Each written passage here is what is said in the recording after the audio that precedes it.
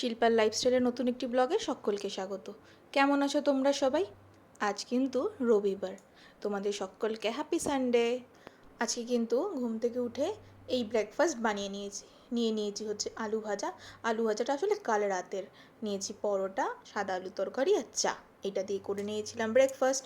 তারপর কিছু কাজ সেরে করে নিয়েছিলাম লাঞ্চে ছিল আজকে গরম ভাত, পাঁপড় ভাজা, কাঁকরোল, পটল, উচ্ছে ভাজা, আলু ঝিঙে পোস্ত, বিউলির ডাল আর হচ্ছে শশা। কারণ শ্রাবণ মাস চলছে, নিরামিষ খাচ্ছি, তাই সানডেটাও কিন্তু নিরামিষ। তোমরা কেউ শ্রাবণ মাস পালন করো? আমাকে প্লিজ কমেন্টে জানিও। একটু বেরিয়েছিলাম কয়েকটা কাজ নিয়ে ওই বিশ্ব বাংলা গেটের দিকে।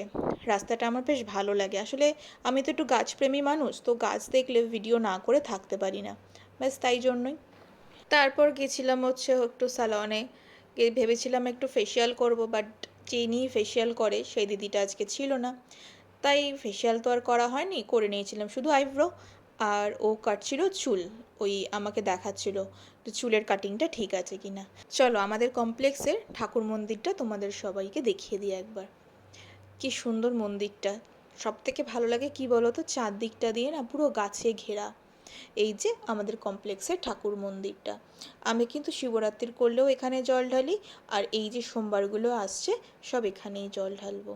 কারণ আমার ঘরে তো ভোলানাথ নেই, তোমরা দেখেছো, গোপাল আছে। তো এই কারণেই হচ্ছে আমি এখানেই জল ঢালবো। এটা হচ্ছে কালকের আমার অফিসের লাঞ্চ। ভীষণ সিম্পলভাবে বানানো হচ্ছে সাবুর খিচুড়ি। আমার ভিডিও কেমন লাগছে অবশ্যই তোমরা কিন্তু কমেন্ট করে জানিও, আর সাবস্ক্রাইব করতে কিন্তু ভুলো না। চলো টাটা।